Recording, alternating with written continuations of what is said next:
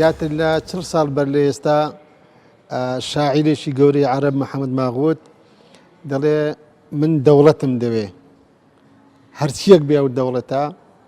کە یەکێک لە ڕۆژنامە نووسەکان لی دەپرسێ چۆن دەوڵەت بە هەموو شێوێک دەوڵەتت دەوێت دەڵێت دەوڵەت ئەوەندە گرنگە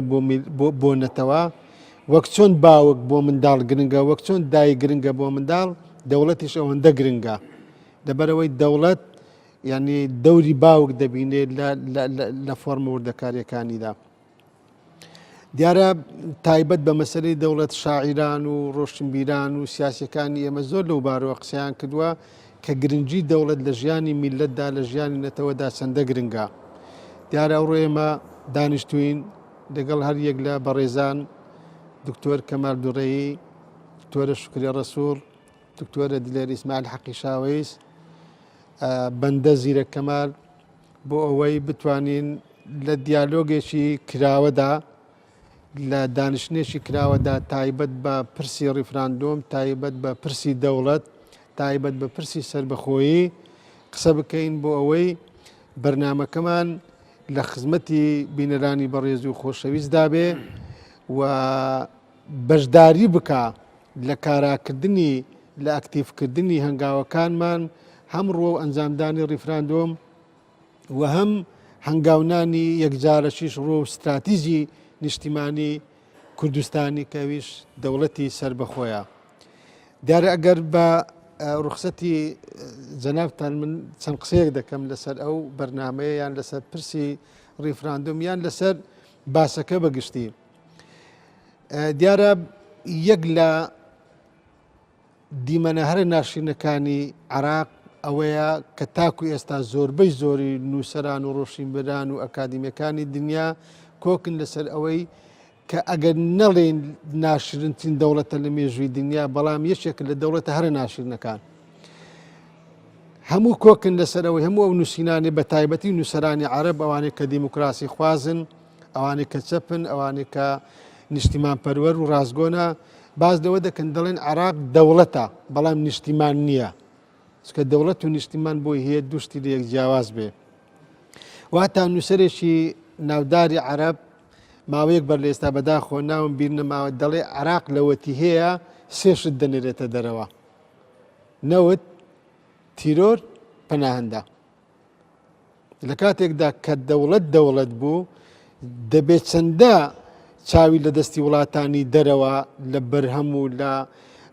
بەرهەمە زانستیەکان و پزیشکیەکان و تەکنۆلۆژیەکانی دەرەوێت بۆ خۆشی دەبێت بەشداری بکە لە بیناکردنی شارستانیەتی دنیا بۆیە ئەگەر هەڵوەستەیەک لەسەرەوە بکەین ئێمە نامانەوێت بەکەم تەماشای نەتەوەکانی غێرە کورد بکەین پێمان وە عەرەب تورکمان ئاشووری کلدان هەموو نەتەوەیەک نەتەوەیە هەموو نەتەوەیەک بە پێی ئەو دەرفەتەی بۆی ڕخساوە بەشداری کردووە لە بیناکردنی شارستانیەت ئەوەی ڕوخساری نەتەوە ناشرین دەکا و بە ناوی نەتەوە با بڵێن سیاسەتی نائینسانی پیادە دەکا ئەوە سیاسیەکانن دەنا هیچ نەتەوەیەک لە بنەمادا نە تیرۆریستە نە خراپە نە دواکەوتووە نە پاشکەوتووە بەڵام ئەوە سیاسەتە یان هەندێک بنەمای کللتوری و فکری هەیە کە کاریگەری دەبێت لەسەر ئاراستەکردنی نەتەوە یان میلەت بە ئاراستەیەکی زۆر خراپدا بۆیە من لە کۆمەڵێک نووسینیشدا باسم کردووە باز لەوە دەکەم دەڵێم ئێمە زوڵم لەوە دەکەین زوڵم لە بۆچوونەکانمان دەکەین لە توێژینەوەکانمان دەکەین ئەگەر پێمان وابێ هەموو تاوانەکانی عێراق بخەینە ئەستۆی مالیکی یان عەبادی یان زەرقاوی یان سەدام حوسێن یان حەرەس قەومی یان مەلیک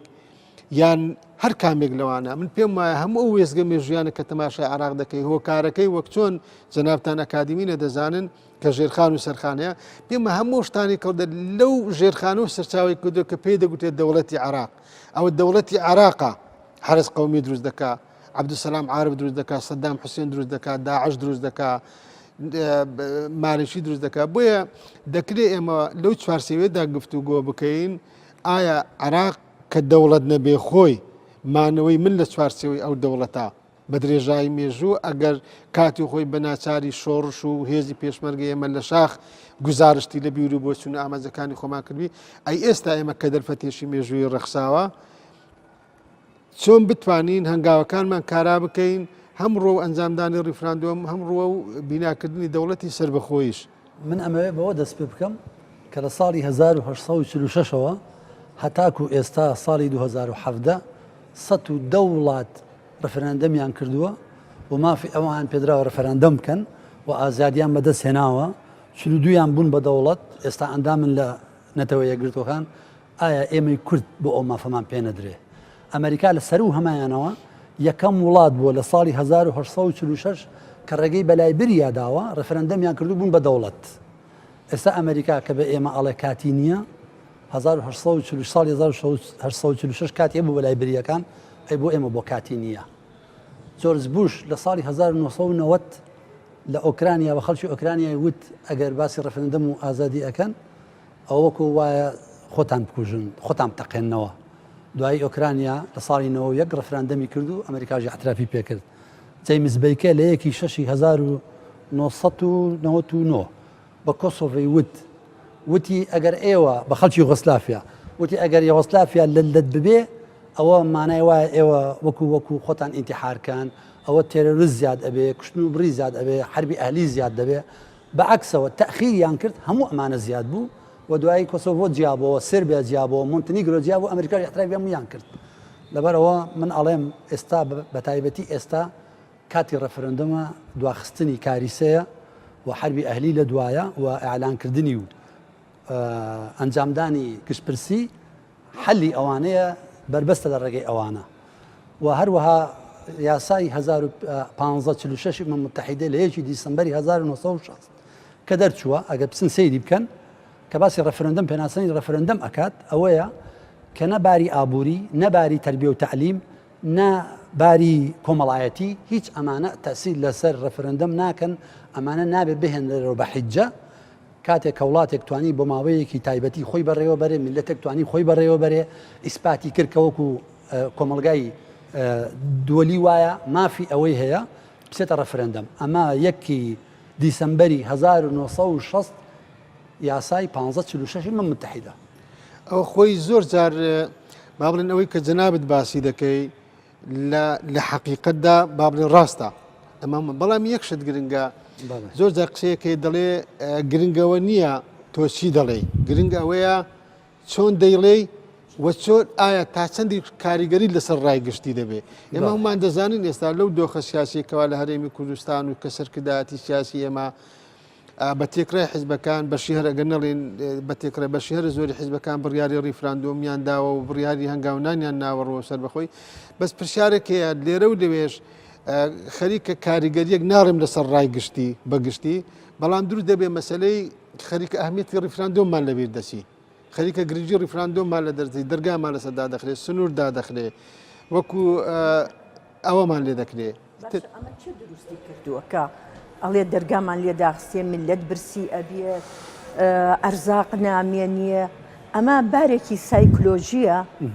زۆر دانەجار دەوڵەتانی ئەقلیمی کە دروستیەکەن و نەیارەکانمان دروستیەکەن بەداخەوانەیە زۆر دانەجاریش توێژێک دروست ئەبێ لە ناو میلەتەکەتدا بانگاشە بۆ ئەم لایەنە دەکەن. بەڵام خۆی لە حەقیقەتدا تەنانەت ئەتوانم بڵێم ئەم مەسلەی ڕیفراندۆمە وەکو مافێکی شەرعی وەکو مافێکی یاسایی وەکو مافێکی خوایی کە بە میلەتان دراوە تەنانەت لە مادەی 8 دەستوری عێراقیشدا ئاماژە بەوە کراوە و عێراقیش خۆی ئیمزای کردووە دەبێ پابند بیە بەو پەیمانە نێودەوڵەتیانەی کەوا گەلان مافی ئەوەیان هەیە بڕیار لە چارەنووسی خۆی بن. ئێمەی کورد کە بۆ ئەمڕۆ ئەبینین گەلێکین کەواتە مافی ئەوەمان هەیە ئێمەش بڕیار لە چارەنووسی خۆمان بین و ئەمڕۆ بۆ مەسلەی ڕیفراندۆم وەکە مەسلەیەکە هەنگاونانێکە بۆ مەسلەی سەربەخۆ و پاشان بۆ دروستبوونی دەوڵەتی کوردی کەواتە لێرەدا ئەگەر ئێمە هەم لە ڕووی ئەو یاسایەنەی کەوا دانراوەکو چۆن وڵاتە ئەمریکەکان ئەم یاسایەن بۆ خۆیان داناوە بەڕێزیش کاکەمال لێرەدا ئاماشەی کرد بۆ خەڵک شەرعیەتی هەیە بۆ ئێمە نیمانە. ئەمە چیەکە ئەمەی دروست کردووە بەداخەوە ئێمە لەم کاتەدا کە هەڵێکی لەبارە بۆ میلەتی کورد دروست بووە چەندانە کەسێک چ دەوڵەتانی ئەقلیمی بێت چ تەنانەت ئەتوان بڵێم ڕژێمەکانی عێراقیش بێ لەگەڵ ئەوانین کە ئێمە دەزانن کە لەم کاتەدا ئێمە ڕفراندۆم بکەین هەر ئاعترافێکی نێودەوڵەتی وەرەگرین. مەسەلەی ئیسرائیل کە کاتێک یعلانی دروستبوونی دەوڵەتیان کرد 12 دەوڵەت دژیان وەستا هەمویان وردە وردە. تەنانەت سەرۆکی ئیسرائیل وتی من چوومە ماڵەوە دەرگام لەسەر خۆم داخست وتم جوابی کەس نایەمەوانێت چکە دەوڵەتە عەرەبیەکان هەر یەکە بەلایەکە ئەوەی گو ئەی ڕوخێنین تۆپی تێگرین وای لەکەین وای لەکەین وتی بەڵام کە شەو تەماشا لە هەموو شوێنێکەوانە پیرۆزباییم لێکرێ بۆ ئەوان شەرعەتیان هەبوو لە ناو دەوڵەتانی عەرەبدا وڵاتێکی دروست بۆ ئێمە کە خاکی خۆمانە کە خاکی خۆمانە و کوردستانیش ئەگەر بە پێی ستەتیست ئێمە باسی بکەین کە مەسلەی شوێن ئەگرێتەوە کە مەسلەی دەوڵەت ئەگرێتەوە کە مەسلەیەکە ئەگەر وەکو وشەیەک ئێمە دایبنین کوردستان شوێنی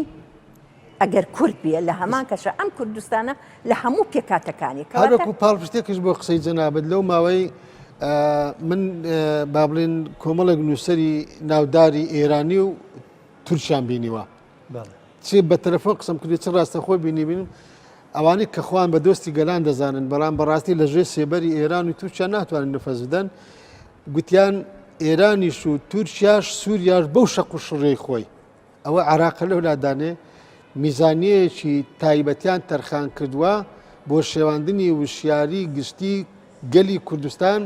بۆ ئەوەی دەنگ نەدا بۆ ڕیفراندۆم بۆی بەدەنگ سەرکرداتی سیاسیەوە نەسێت ئەوە خۆی ینی ڕوون و ئاشکرایە بۆ چێو دەوڵەتانە ئیش لەسەر میلەتی کورد یەکەم کورد لەو دەوڵەتانە ئێمە کە بووینەتە چوار پارچە هەر یەکەیان لە خۆیان نەترسن کە میلەتی کورد لەوێدا ڕاپەڕێن وەکو چۆن لێرەدا ئەبێتە تیشکێک لە پاشە ڕۆژە تیشکێک کە بەسەر پارچەکانی تری کوردستانیشە ئەو کاتە جۆرە وشیاریەکی کە ئێستا شەمویان وشیارن ئەمە لەلایەکی ترەوە ئێستا ئێمە دەوڵەتی عێراقمان زۆر لاوازە ئەو دەسەڵاتی کە لە بەغایە ئەبین ململانەیەکی زۆر لەناو خودی شیعەکانە ئەو دەسەڵاتە چەند ئەحزابێکن لەگەڵ یەکان ڕێک ناکەون لە هەمان کاتیشە ئەوە عێراقی کە ئێستا سونەی ڕەفزەکاتەوانێ کەواتە ئێمە بۆ ئەمڕۆ دەرفەتێکی زۆر لەبارە ئەگەر مەسلەی ڕیفراندۆم پێشی لێداگرین وەختەکەیشی زۆر گونجاوە چونکە کە تاویکەم کە وەختەکە ئێمە ئەڵێن گونجاوە دەبێ 25 نۆ ڕیفراندۆم کرێ زۆر کەس لەسەر ئەڵێنە بێت تەجیلکەین بۆ تەجیلیکەین ئەمڕۆ ئێمە بڕیارێک دراوە لەسەر ئەم تەوقیتە ئەم کاتە و بۆتە فەرمی ئێمە لە هەموو ئەحزابە کوردستانەکان کە سەرۆکی هەرێم کۆی کردوونەتەوە بڕیار درا کە ئەگەر 6 بوو نازانیا 6 بوو ئەم بڕیارە درا هەموو بە کۆی دەنگ ئەحزابە سیاسەکان کە نوێنەری میلەتەکەمانە 6 کە هەمویان لەسەر ئەمە بڕیارێک درا کە بێ کەواتە تەوقیتەکە زۆر لەبارە ئێمە ناتوانین تەوێت باشە ئەگەر تەسجیلیکەی بەدیلی ئەمە چییە زەماناتی ئەمە چییە کاک زیرەک لەبەرەوە ئەمە پرسیارێکە ئەبێ ئێمە هەمومان پێی لێدا بگرین و ئەشبێ ڕیفراندۆمیش بکرێت خۆم شخصی خۆم لەگەڵ ئەوام و دەنگیش بە بەڵێ ئەدەم چونکە ئەزانم چارەنووسی میلەتەکەمان لەوەدا من دەیبینمەوانەیە کە ببمە دەوڵات یاسام ئەبێ جغرافیەکی تایبەتی دیاریکراومە بێ و کە دانیشتوانە بە پێی هەموو شەرعێتێک کە بە دروستبوونی دەوڵەتێک گەریە هێزێکی تایبەتی پێشمەرگەی کوردستان سوپایەکی بەهێزمە بێ جگە لە کۆمەڵێک شتی تر لابەلاگەر ئێمە باسی بکەین ماوەیەک بەر لە ئێستا دکتۆر دێر من لە بەرنمەیەشی تریشدا باسم کرد بەڵام لەبەرەوەی هەندێک جار هەندێک قسە هەیە لەبەرەوەی بڕوان پێی هەیە حەزم لێ بەردەوام چەند بارەی بکەمەوە نووسەرێکی عەرەب لی پرسییم گوتی باشە ئێوە بۆ ئەوەندە پێداگیری لەسەر پرسی دەوڵەت و سربەخۆیی دەکەن عێراق دەستوری هەیە ئێوە دەنگتان بۆ دەستورە داوە باشە بۆ لەژێر ڕێنمایی و لەژێر سێبەر و لەژێر سای ئەو دەستورەدا کار ناکەن بۆ ئەوەی بتوانن هەمومان عێراق بەرەو پێش بین من پرسیارم لێ کرد گوتم باشە تۆ بڕات بەوە هەیە کە من کوردم گوتی بەڵێ گوتم بڕات بەوە هەیە کە من عەرەب نیمە گوتی بەڵێ گوتم باشە من لەگەڵ ڕێزم من باسی عەرەب ناکەم بکنێتەوە باسی سیاسیەکانی عەرەب دەکەم کە ئەو عێراق بەڕێوە دەبن باشە خۆیان ئامادەنین بێکەوە بژین بەزدی خۆیان ئامادەنین عەرەب خۆی ئامادەنی بێکەوە بژی باشە تۆ داوای بۆ لە منی کوردەکەی نازانم دکتۆرانی تۆ جەنابە ئیشارەتێ بەوەیە بە گرنگی دەوڵەتدا لە ڕاستی هەر تیۆریایەک هەیە بۆ ئەوەی کە نەتەوە یەکێک لە سەرچاوە گرنگەکان و یەکێک لە فاکتەرە گرنگەکانی بوونی نەتەوە دەوڵەتە. ئەگەر نەتەوە یەک دەوڵەتی نەبێ بە نەتەوە حساب ناکرێت ئەمە یەکێکە لە تیۆریەکان هەرچەندە من کۆمەڵێک تێبینی و شتم پێ وەکو زۆر خەڵکی تریش. بەڵام لە ڕاستیە دەوڵەت نەتەوە ئەخاتە ئەخەمڵێنێت نەتەوە ئەخەمڵێنێت. ڕاستە نەتەوە بیر و بۆچوونی من نەتەوە پێش دەوڵەتی شەر بوونی هەیە ئێمە نەتەوەین و دەوڵەتیشمان نییە بەڵام دەوڵەتی نەتەوەی یاخود دەوڵەتی نیشتیمانی کوردستان خەڵکی کوردستان و نەتەوەی کورد ئەخەمڵێنێت و بنەماکانی بوونی نەتەوەیی زیاتر دروستەکە و پتەوێکات ئەو بنەمایانە پتەوەکات. ئەمە سەبارەت بە گرنگی دەوڵەت بۆ نەتەوەکان و بۆ گەلانی جیهان. لە ڕاستیە هەتا لە گۆشە نیگای ئینتەرناسیۆنالیزمیش ئەگەر تەمەشای بکەی یەکێتی و برایەتی گەلانی جیهان دروستە بێ کاتێک کە گەلانی جیهان هەمووی بە قۆناغێکی گواستنەوە تێپەڕن. ئەو قۆناغە گواستنەوەیش دروستبوونی دەوڵەتی نەتەوەی هەموو گەلانە. یعنی تۆ ناتوانانی گەلانی ژێردەستە یەک بخەیت و بیکەی بە هاوڕێ و بیکەی بە دۆستی یەکتری. گەلان ئەبێ سەربەخۆ بن ئەبێ ئازاد بن. ساڵی بەسەر ڕۆژکی سپات بوو کە غەڵەتە بەردەوام ئەبێ ئازاد بن. دەوڵەت لەناو کای سیاسیدا بەس دکتۆر زۆر جار ئێمە لە ئەکادمی زۆر ینی کە حساب و قسەکانیان دەکرێت لەو سیاسیانێک کە لە بواری فکری نەتەوەی کاریان کردووە هەتا باز لەوە دەکرێت بەبێت دەوڵەت بنەماکانی دیموکراسیەتیشدا نامەزرێ. بە دڵنیایەوە یەکێک لە ئێمە قسەی ئێمە لەسەر ڕێفێراندۆمە ڕێفێراندۆمێکێک لە بنەماکانی دیموکراسیەت یەکێکە لە شێوازەکانی دیموکراسیەت. کێشەی ئێمە ئەوەیە ئێمە ممارەسەی دیموکراسیەتمان نەکردو ئەزمموی دیموکراسیەتمان نەکردووە ئەو 25 ساڵەی کە لە دوای ڕاپەڕینەوە ئەمە ئەزمموونێکی زۆر کەمە بەڕاستی لە ڕووی مێژووی و ئەزمموونێکی زۆر کەمە. ئێمە کێشەیەکمان هەبووە بەردەوام ئۆپۆزیسیۆن بووین وەکو ئۆپۆزیسیۆن بۆچی چونکە لە ناو کۆمەڵە دەوڵەتێکە ژیاوین کە دەوڵەتی ستەمکار و دیکتاتۆری و دواکەوتوو بوون هەر ئەو چوار دەوڵەتانی کە کوردستانی بەسەرادا بەشکراوە. ئەمە کاردانەوەیەکی زۆری هەبوو بۆ سەر بارودۆخی ئابووری و کۆمەڵایەتی و سیاسی فەرهەنگی خەڵکی کوردستان لەبەرەوە فەرهەنگی دیموکراسیەت لە لای ئێمانە. ڕێفەراندۆمیشێکە لە وەکووتمانیشێکە لە بنەماکانی دیموکراسیەت و مافی مرۆڤ چونکە تۆ ڕای خەڵک وەرەگریت چی وەکو کۆمەڵ چی وەکو تاک ڕای خەڵک وەرەگری لە مەسەلە چارە نووسازەکانە. لەبەر ئەوە ڕێفێراندۆم مافێکی بەشێکە لە مافەکانی مرۆڤ و یەکێکە لەو مافانەی کۆمەڵگاش کە هەیە و یەکێکە لە مافی گەلانیش بۆ دابینکردن و دەستنیشانکردنی چارەنووس و ئایندەی خۆیان. بۆیە ئەمە مافێکی ئێمە ئەبێ ممارەسەی بکەین و ئەمە ئەرچێکی چوەکو تاک چوەکو کۆمەڵ کۆمەلگای کوردەواری و چوەکو هەموو تاچێک لەو کۆمەلگایە ئێمە پێویستە ممارەسەی ئەو مافەی خۆمان بکەین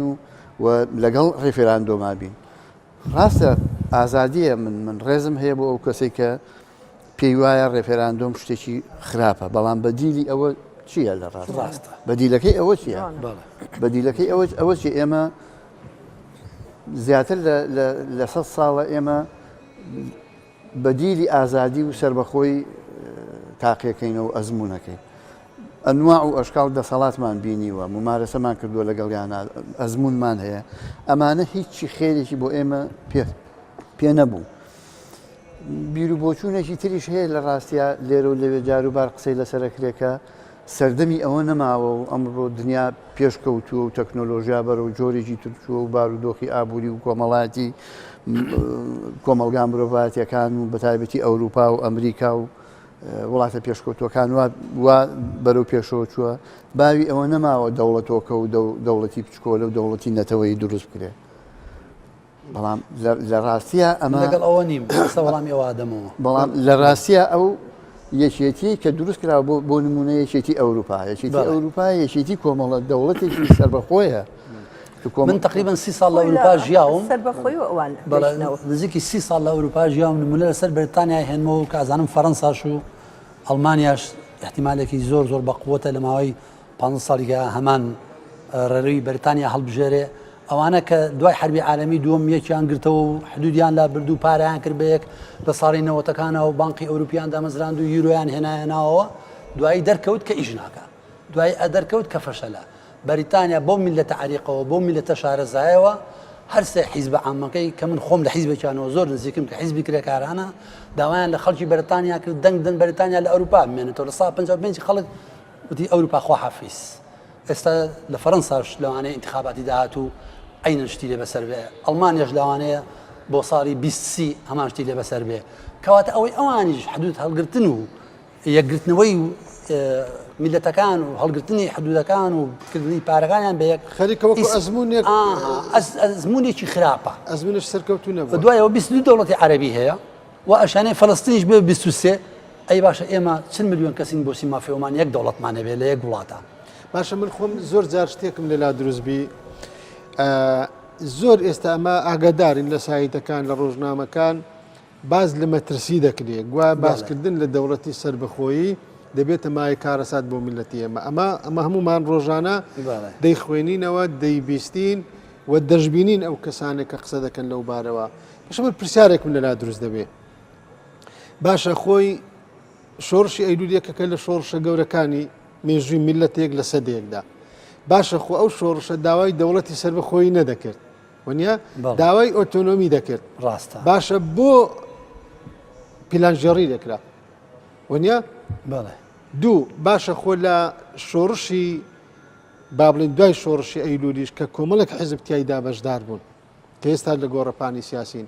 دروشمی ناوەندی هەموو یەشێک لەو حیزبانە با بڵێن بە کۆنترینان کە حیزبی شوعیە لە دواوی پارتی دیموکراتیەتی نیشتیمانی بە حیزبی سۆشیالیست و حیزبی زەحمەت شەشانیشەوە کە لە شۆڕشی نوێدا با بڵێن باشە دیموکراسی بۆ عێراق یعنی واتە چەسپاندنی دیموکراسیت لە عێراق بە پێش مافی گەلی کوردستان کەوت بوو وانە داوای دەوڵەتمان نەکرد بوو باش ئەنفال کراین ڕاستە باشە هەرچی گوند و دیهاتی کوردستانەیە تێکدرا کەواتە ئەوەی مەترسیە لەسەر ئێمە دۆزینەوەی دەرفەتە لەلایەن هەر چوار وڵات عێراقیش و سووریاش و ئێرانیش و تورکیا لە دەرفەتێک دەگەڕێن تۆ ئەگەر داوای هیچیش نەکەی ئەگەر بووان بەگونجێ لە ناوت دەبن من دیسا دێڵێمەوە دیموکراتێت بۆ عێراق خراپەیان باشە تا ئێستا دیموکراتێت تاکە چەم کێشی فەلسەفی سیاسی لەسەر ئاستی دنیا کۆدەنجی لەسرە بۆ ئاڵوگۆڕکردنی دەسەڵات بۆ دەستا و دەستکردنی دەسەڵات بۆ ڕێخستنی ژیانی ئیداری باشە شۆڕشی کوردستنەوە ڕزگاری خوازیگەلەکەمان لە باشوور قسەی ئێمە لەسەر باشوورە عێراقی بە پێش کوردستان خست بوو بەس لەماتە گەلە کۆمەشیمان لێکرا چیمیا باران کراین ئەچینەتەوەیی کراین گوند و دیهاتمان بە پێوە نەما ئەگەر خۆی سەرچێشی و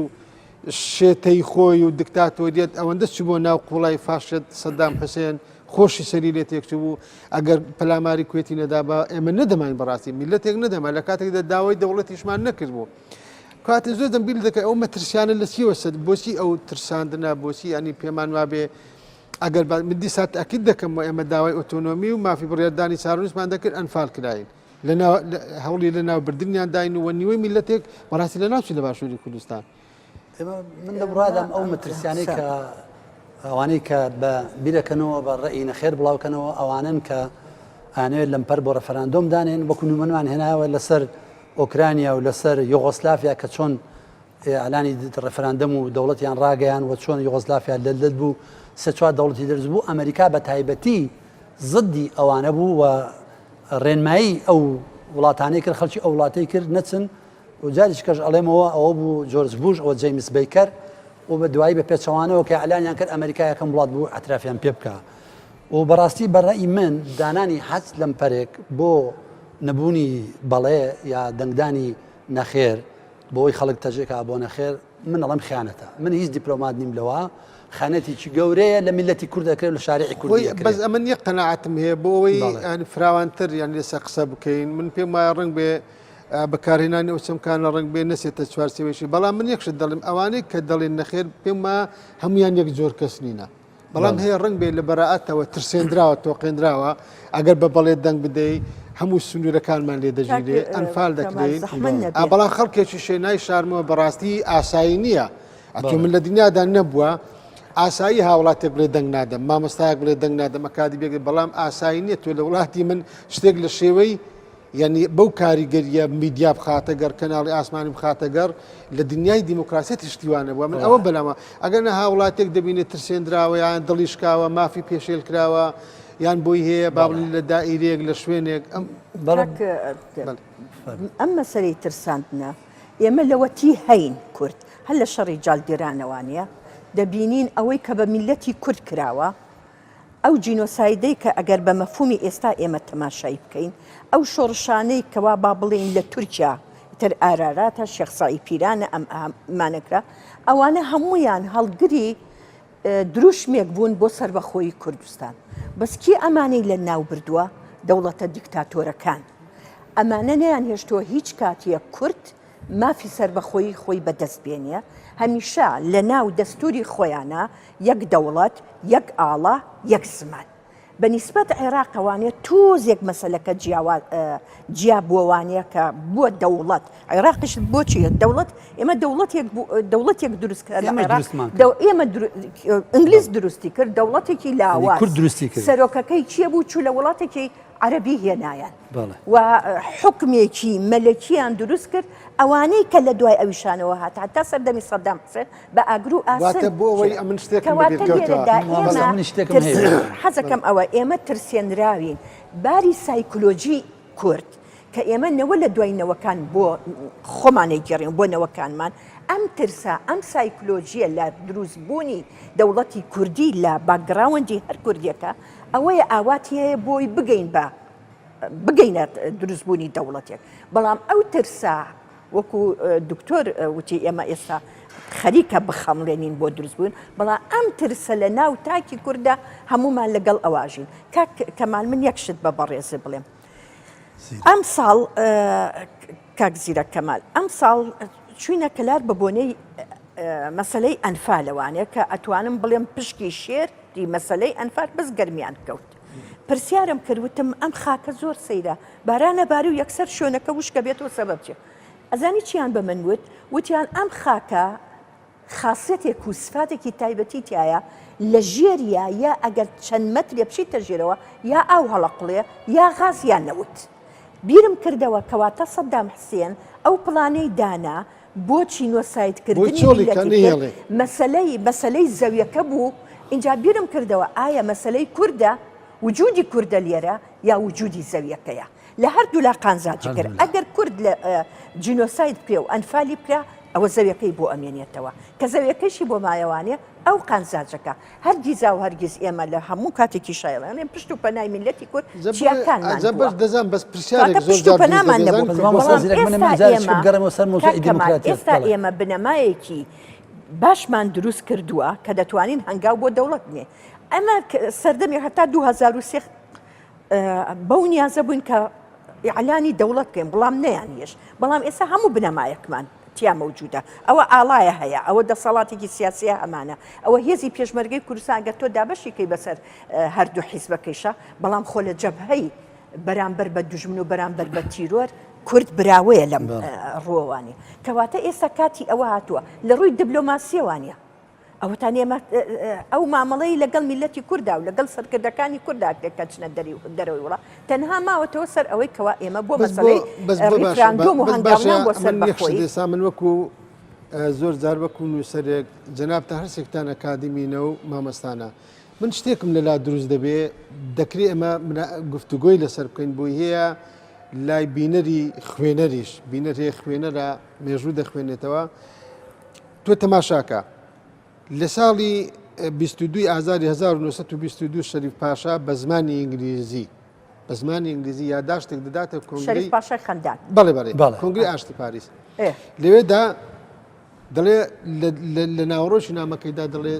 کورد مافی خۆیەتی دەوڵەتی هەبێ لە یەکی 1920 با بڵێن ساڵێک پێشەوەش یاداشتێک بۆ سێبڵفۆرد دەنووسێ گوتبی پێویستە بەریتانیا پشتگیری کورد بکا بۆ دەوڵەتی سەربەخۆ من کە ئەو سەردەمێژویە دەینمەوە بە زمانی فەڕەنسیش نووسیەتی ناکرێ خاچی کورد لە ژێر دەسەڵاتی عوسمانیەکان و عەرەب دا ببڕێندرێ بەڵام نەدرێتەوە کورد خۆی من بەڵام شتێکم لەلا دروست دەبێت زۆر جار باشە سەرەتاکان کە تووشەری پاشا هەڵبەت بە پاڵپشتی شێخ مەحموود بووە بەڵێ. بە پاڵپشتی نخبەی ڕۆشنبیری ئەو کات بووە کە ئەو جوڵەی خستۆتە ناو بزوتنەوەی دیبلۆماسیەتی با بڵێن کوردستانی بەس پرسیارێک لە دوای ئەوەدا کە حزب لە وڵاتی ئێمە وەکو بەشێک لە بەرهەمەکانی فکری مۆدێرنە ئاخری یەکێک لە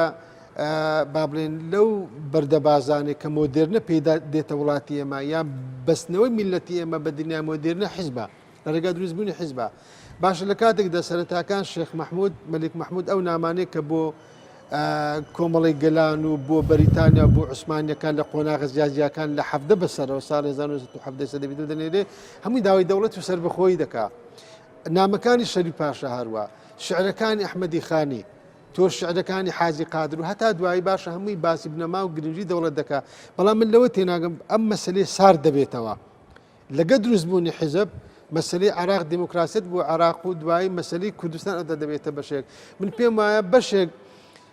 لەو هۆکارانەی کە ترس کاریگەری لەسەر کۆمەلگای ئێمە داناوە ساز و ئامادەنەکردنی کۆمەڵانی خەڵکە لەو بوارەوە ئەگەر لە بیداد وەک چۆن ئاوا هات لە بنەماکانی شعرەکانی خانیەوە هەتا دێتە بابلی شۆڕشی شێخ مەحموودی تر سەر دەکەوێت من پێم وابوو ئێستا مەسلەی ڕیفراندۆم و هەنگاونان بۆ سەربەخۆی خێراتر دەبوو پێم وایە لە ڕاستی ئەگەر لە ڕووی مێژوویەوە ئێمە تەمەشایەکی بزوتنەوەی ڕزگاری خوازی کورد بکەین لە دوای جەنگی جیهانی یەکەمەوە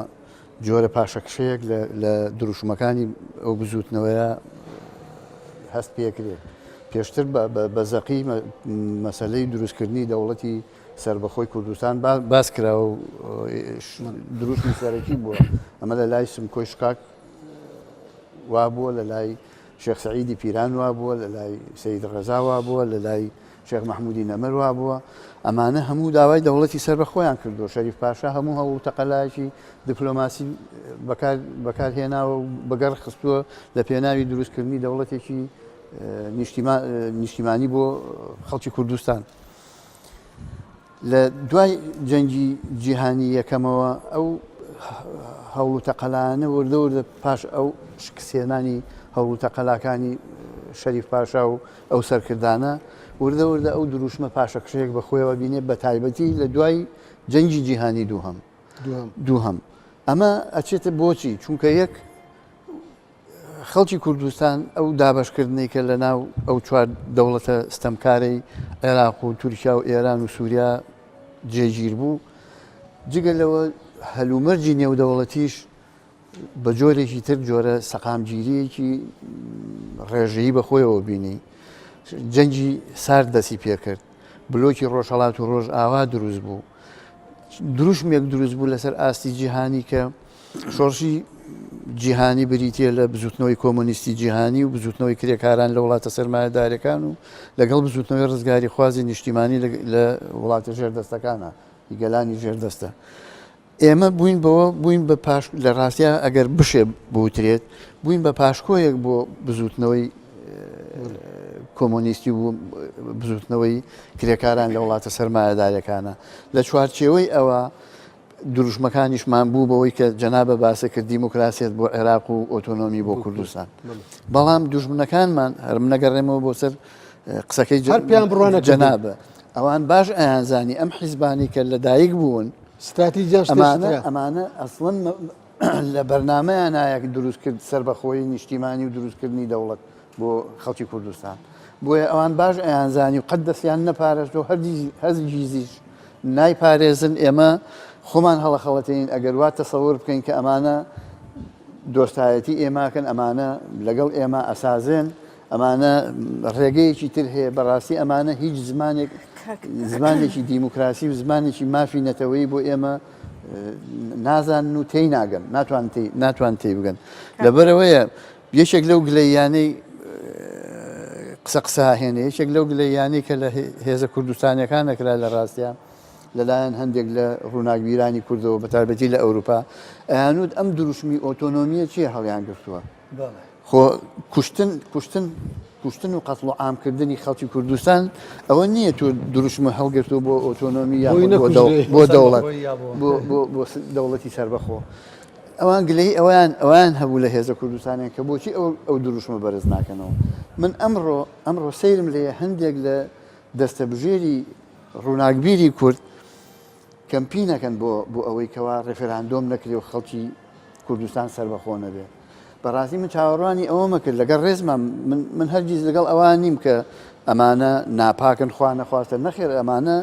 زۆربەی هەرە زۆریان ڕەنگە پێناسەکردنیان یەکشت نییە لێ سوارسەوە کۆنا ڕەنگە کەسانێک هەبێ بەرژەوەندەکانی بە وڵاتە داگیرکەرەکانی کوردستانەوە گرێدرابێ بەڵام زۆربەی زۆری ئەم ڕووناکبیرانە کەسانی دڵسۆزن. من سەیرم لێ دێت ئەوان کەمپینەکەن بۆ ئەوە من چاوەڕوان مەکرد کەمپینی گەرم و گوڕ بکرایە بۆ ئەوەی ئێمە سەرچۆپێکە وەربگرن بەزدی نەک سەرچۆپی وەربگرن ئەبوایە قسەیان لەسەر ئەوە بکردایە ئێمە ئەو دەوڵەتەی کە ئەمانەوێت دروستی بکەین ئەبێت چۆن بێت چ جۆرە دەوڵەتێکمان بەس سیستێمێکمانوێت قسەمان لەسەر ئەو دەستورە بکردایە کە لە ئایندەدا ئێمە بۆ دەوڵەتەکەی خۆمان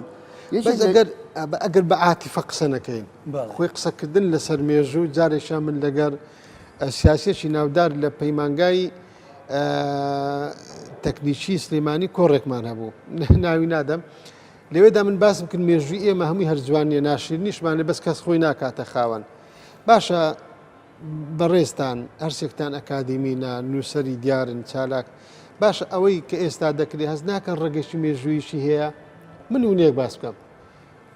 کە ئەمە شێخ مەحموود مەلێک مەحموود بە هەموو پێوەرێک لای من بەڕاستی یەکێکە لە پیاوە گەورەکانی مێژووی سیاسی و خەبات و تێکۆشانی میلەتی ئێمە و پێشم وە خەونی گەورە و ئامانجی گەورەی شێخ مەحموود لەگەڵ ئەو هەڵە و تێبینی و کەم و کوڕێک کە هەبووە لە حکومڕانی کە لە هەموو دنیاوە هەر هەیە خەونی دەوڵەت بە بەڕاستی بەڵام فۆرمی سیاسی ئەو کات ئاستی وشیاری ئەو کات جوگرافیای ئەو کات دەستڕۆیشتی ئەو کات ڕنگ بێ لەو چوارچێوەیەدا بوو بێت جۆرێک لە ڕەهەندی لۆکاڵی سلێمانی وەرگرت بێ بەڵام لە ڕووی سترات لە ڕووی موداب هەست ناکەن باشە ئەو کاتیش نخبەیەک لە ڕۆشنبیرانی کورد چون بەشداریان کرد لە بەهێزکردنی پایەکانی دەوڵەتی عێراق بەشداری شۆڕشی شێخ مەحموودیان نەکرد من ناوم لایە بەڕاستی تا من لە زۆر شوە گوتومە بۆیە بێ کەسی شاعیر ڕخنەیان لێگرێ ئەڵێ ئەشرافمان هەموو ناکۆ یەک لە بنەماکانی دروستکردنی دەوڵەتی عێراق یەک لە کورد دەورێکی سەرەکی بینیوە لە کاتێکدا شێخ مەحموود جگەل لە جاری خەباتێکی سەکداری و پێشمەرگایەتی دابوو کە ئەو کات باڵم پێی نەدەگوترا پێشمەرگا بەڵام لە هەما کاتدا ئەو سەرکردەیە خەباتی دیبلۆماسی شیخز بووە گەڕ دامەکانی ئەو بۆ هەموو دنیا لەکوێ دەستی ڕۆیشت بێ من لەگەڵ جەنابیشتان باسەوەندە نامی بۆ دەرەوە نووسیوە ئەوەندە خەمخۆر بە زۆر زان نامی ئینگلیز بۆ عوسمانەکان دەست عوسمانەکان بۆ ئینگلیز دەسوو بە دەستی دوژمنیانی ئەو کاتی نوخبەیەک بەڕاستی کەس کۆمەڵی کەسایەتی دیار بەڕاستی پشتیان لە شۆڕشی شێخ مەحموود کرد بەشداری شۆڕشەکەیان نەکرد بەس مامەستا زیرە پرسیارەکە ئەوەیە ئەوە 80 ساڵ لەمە پێش 70 ساڵ لەمە پێش 100 ساڵ لەمە پێش ئەو نخبە سیاسیانەیە ئەو ڕۆشنبیرانە کە پشتگیری شێخ مەحموودیان ناکردو یا پشتگیری شۆڕشەکانی کیان نەکردو باش سەر بێگوێ بۆ دروستنەبووین دەوڵەتی کوردی بۆیان دەرکەوتووە کە فەشەلیان هێناوە کە کورد زیاتر ئیبادە کراوە کە کورد جەنۆسایدی دەرحەق کراوە کە کورد گوندەکانی وێران کراوە ئیتر نابێت دەرز وەرگن لە مێژوو ینی مێژوو شایەتەکە ئەوانە غەڵەتن بۆ دووبارە بێتەوە لە فۆرمە تراژیدیاکە بالضبط بەڕێز ئاماژەت بە شەریف خەندان کرد ئەم شەریف خەندانە بە کۆمەڵێک دەکومێنتەوانەیە چووە دەرەوەی وڵات چووە فەڕەنسا ماوەیەک لە سیڤەر مایەوە بەڵام بۆ لۆزان ئێمە ئەو کاتە کورد پشت و پەنامان نەبوو دابەشکردنی کوردستان پرس بە میلەتی کورد کرا نەخێر چێ دابەشی کوردستانی کرد دەوڵەتە زلهێزەکان بوو ئێترە و بەریتانیا و فەڕەنسا و ڕوسیش بەلایەکەوانی بەشداری ئەکرد و دەوڵەتە ئەقلیمەکانی کە خاوەن دەسەڵاتیش بوون هەر پرسیان بە میلەتی کورد نەکرد من نمونەیەکە بۆ ئەهێنمەوە کە شەریف خەندان لە کاتێکە لە ناو کۆنگرەی لۆزانە ئیعلانی بۆ دروستبوونی دەوڵەتێکی کوردی ئەکا کەمال ئەتاتورک چەندین کەس ئەنێری یەکێک لەوانەی کە قسەکەرە ناوی حەسەن خەیری بووە پێی ئەڵێ من ئۆتۆنۆمیتان لە چوارچێوەی ئەو شوێنانەی کە هەمووتان یعنی کوردی نیشتەجێ ئۆتۆنۆمیتان ئێمە تۆ بەس هەستا لە چوارچێوەی مێژووەکە بینە دەرێ با بس من ئەمە تەواوی نمونەیەکە بۆیان مۆچ کە خۆم چوومەتە سەر قەبەکە بەس بۆی کاتێککە شتێک بەلاوە گرنگ بە باسی دوو دیێڕە ئەم حەسەن خەیریەکە هەڵ ئەستێ ئەڵێ ئێمە دەوڵەتی سەر بەخۆیمان ناوێ ئێمە ئۆتۆنۆمیمانە و حکوومەتی تورکیا هەمووی جێبەجێکە کە ئەگەڕێتەوانە بە پێچەوانەوە دەسەکا بە قەتڵ و عامی کوردەکان لێرەدا ئەم حەسەن خەیریە خەڵق کۆکاتەوە کوردەکان ئەڵێ ئەگەر مردم هەر کەسێکتان هاتن بەلای قەبرەکەمانە ئەمەیەکە نمونەی ئەوە لە بینی خۆمانە ناکۆچیمان هەیە بەداخەوە دروست دەبێت ئێستا کە دکتۆر دلێر باسی من پێم بە درێژایی مێژوو با بۆی هەر نەڵێن کورد بڵین کوردستان کە بەڕاستی کوردستان بەس کوردی لێنە با بڵین گەلی کوردستان سەرکردایەتی سیاسی گەلی کوردستان پێشەنگە سیاسی و ڕۆژمیدیەکەی ئێمە بە درێژایی مێژوو نەبووە مایەی ناسەقامگیری سیاسی تێکدانی ئارامی نەبوو عراق نەبوو تورکیا نەبوو ئێران نەبوو سوودیا کە قسەی ئێمە لەسەر باشووری کوردستانە من پێم بە درێژایی مێژوو ئێمە وەکو خەڵکی کوردستان ئومێدێکمان بە عراق هەبووە بەشێک بووین لە حەل بەشێکمان لە حەل بەشێک بە درێژایی مێژوش ئەوەی کە بەختیار عەلی لە ناوی دەنێ شۆڕشیمانەوە هەتا شۆڕشە کەشمان ڕەهندێکیمانەوەی هەبووە ئەوەندەی بەرگریکردن بووە لە خۆمان ئەوەندە شۆڕشێک نەبووە لە پێناوی زەبر وەشاندن لە ئەوی تر دروست بێ تۆ تەماشتا ماوەیەک بەر لە ئێستا شاندی ئەنجومەنی باڵای ڕیفراندۆم چۆ بەغدا خۆ دەلالە لەسی دەکات دەلالە لەوە دەکا ئەوە دەکات کە سەرکردایەتی سیاسی یان باڵنگەلی کوردستان بە عراق دەڵێ من لە کاتێکدا لە گەرمەی خۆ ئامادەکردنم بۆ ڕیفراندۆم و هەنگاونان ڕوە و سەر بەخۆ کە ینی ئاماژەکان بابروا بە دیار دەکەن بەڵام لەگەڵ ئەوەشدا ئەمە دەینە پایتەختی عراق دەینە بەغدا دادەنیشین خۆی ئەگەر عراق گوێ بگرێ لەو حەقەتە تێبگە باشە زیاتر من بۆ خۆم جارێک لە نووسینێک ئاماژەم بۆ کە 2003 کە عراق دامەزراوە زنجیرە وتارێکم نووسی وەکو مەسلەی کۆنگۆ و زائیر بوونیە کە ناویان گۆڕی داوام کرد نامەیەکم بۆ هەموو بناوی نامەیەک بۆ سەرکردە سیاسیەکان زنجیرە وتارێکم نووسی گوتم بایەشێک لە داواکاریەکانی سەرکردایەتی سیاسی و حیزبەکانی ئێمە لە بەغدا لە ئەنجومەنی حکوم بە تەنیا جارێ با باسی ئەوە نەبێ من ئەوەم دەوێ ئەوەم ناوێ با ئیش بکەین لەسەر گۆڕینی ناوی عراق وشەی عراق بگۆڕێ لەبەر ئەوە نیوەی میلەتی ئێمە لەژێر ئەو ئاڵایە لە ناوبراوە لەبەر ئەوە نیوەی گەلی کوردستان ئەگەر سەژمێرێکی ورد بکرێت کە ئێمە بەڕاستی میلەتێکی گرنگی بە ئەرشیف و بە ڕابردوو بە سەروەریەکانی خۆمان نادەین بە قوربانەکانی خۆمان نادەین دیساڵ نیوەی گەلی کوردستانی باشوور بەدەست عراق بەڵام لەگەڵ ئێمە دەستینە بەغدا باشە خۆی لەوە زیاتر چی بوێ ئەگەر عراقیەکان خەمی ئەوەیان بێ ئەگەر عراقیەکان پیان وایە شێتی خاچی عراق دەپارێزن کە لە لای ئەوان زۆر جارێ شێتی خاچی عراق ڕەهندێکی ئاینی دەدرێتێ ئەوەندە پیرۆز دەکرێت ئەوەندە دەکرێت بە هاالەیەشی پیر لە کاتێکدا ئەم جوگرافیا ئەمە دەزانین چۆن دروست بووە زیاد لەسەر قسەکانی جنابەت مامۆستاگیان ئەوە ئێمە لای هەمومان ئاشکرایە مژومان خوێندوتەوە جەنابی سەرۆک ئیشارەتی بەوەدا لە دروستبووین دەوڵەتی عراقەوە هەتاکو ئێستا ئێمە بەشێک بووین لە حەل موسڵمان ڕزگار کرد لە دەستی تورکیا هێنامانە سەر عراق و دەستورمان ڕزگار کرد هێنامان کردمان بەواقع لە عراقا دەستور 55 مادەی پێشەر کرا ئەوانەی کە لە بەرژەوەندی هەموو عراق بوون هیچ شتێنەما ئێمە لەگەڵ عراق تاقینەکەینەوە تەنها ڕەفەرەندۆم ماوە و سەربەخۆیی ئەوەش مافێکی سەرئی خۆمانە پێویستە ئەوش تاقیکەینەوە من وای بۆ چ ملاحەزەیەک لەسەر قسەکەی جەنابە باسی ئەزمموی مەلک مححمودی نەمەرێت کرد کە چۆن هەوڵ تەقەلای بۆ دەوڵەتێکی سربەخۆی داوە و کۆمەڵە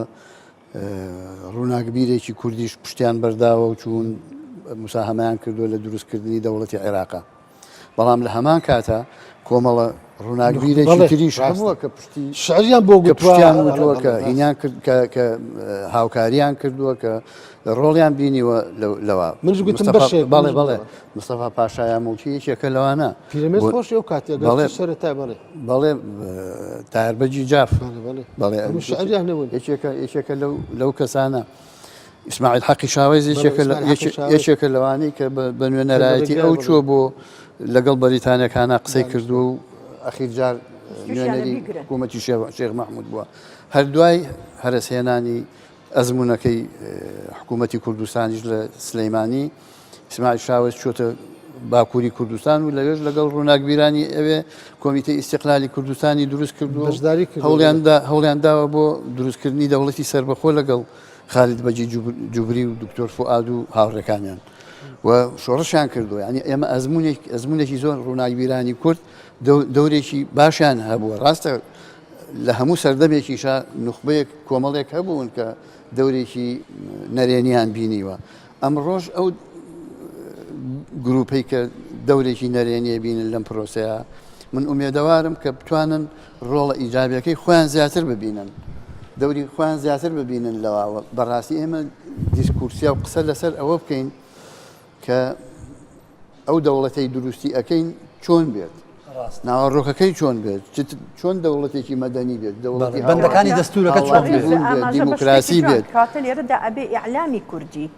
ئەبێ دەورێک ببینیە کە ئەم قسە جوانانەی سەردەمی شێخ مەحموود تۆ بە یاد دەکەیتەوانەیە دەوری نوخبە زۆر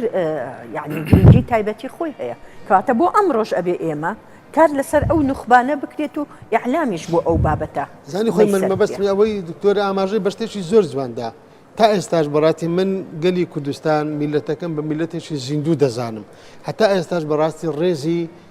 نووسەر و ئەکادیمیا بە تایبەتی لە ئێستاشدا کە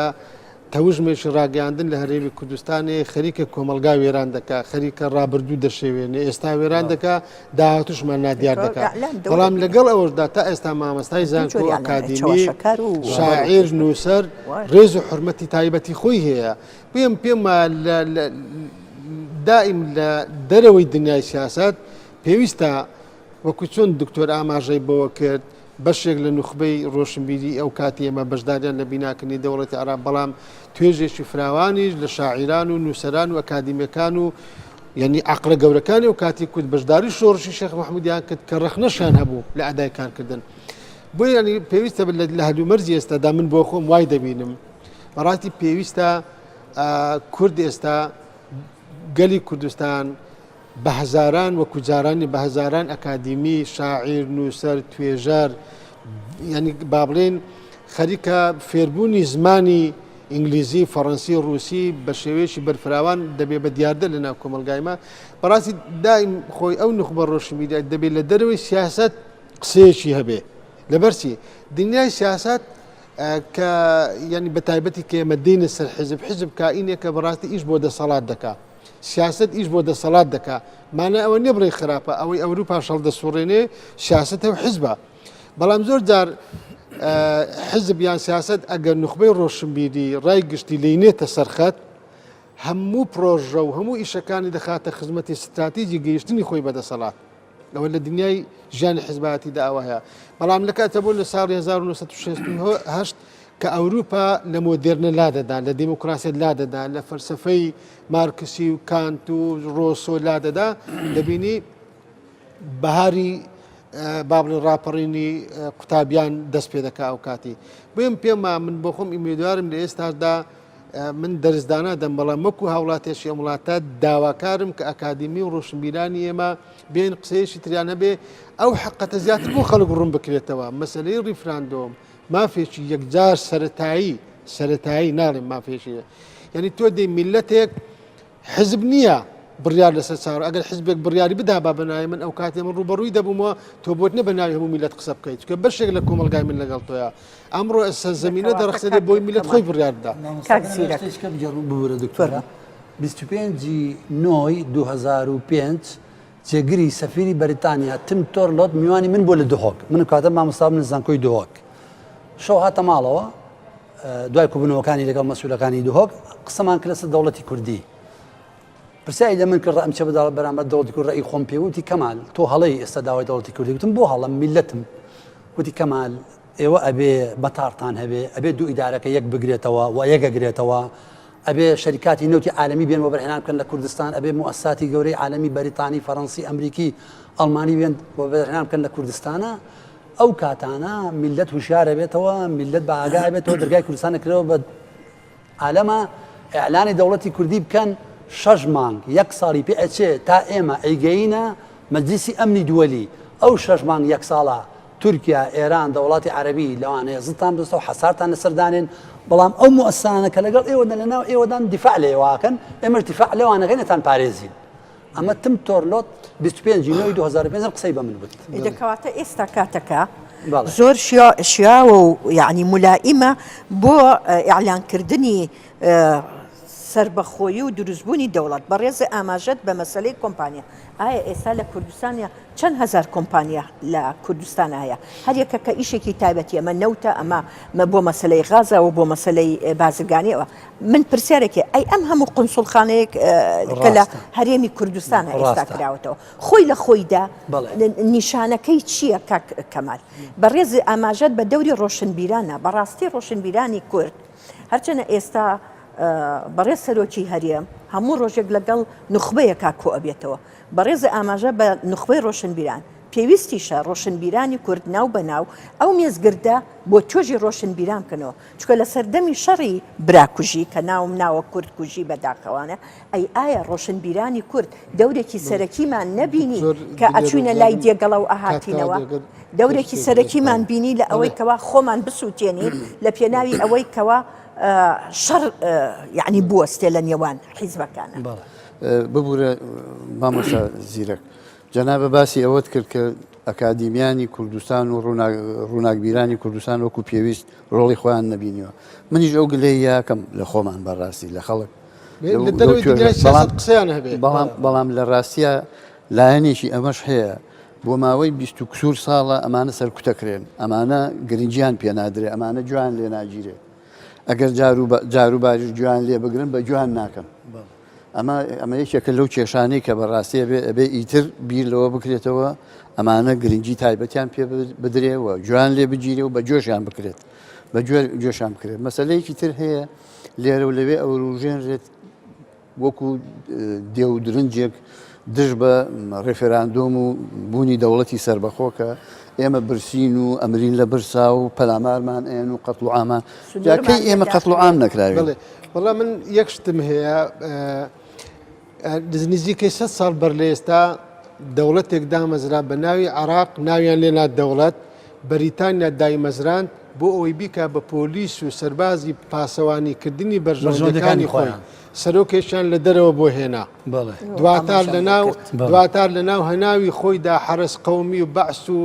سەلام عارفی دروست کرد 2000 مالشی و زەرقاوی داعشی دروست کرد 2000 سەرنجام بودجیان بڕین ئێستاش هەڕەشەی داعش نەڕەویتەوە هەڕەشەی حەشدی شعبیمان لەسەرا هیوادارن توانی بێتمان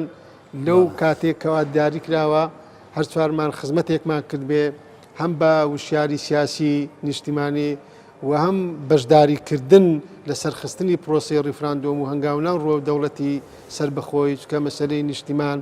مەسلەی نەتەوە مەسلەی سربەخۆیی ئەرشێکە لە سەرشانی هەمومان ئینجا دەژمێنێت و هەر یەشێک لە ئێمە تاسەند ئەو ئەرکەی خۆمان ڕادەپەڕێنێت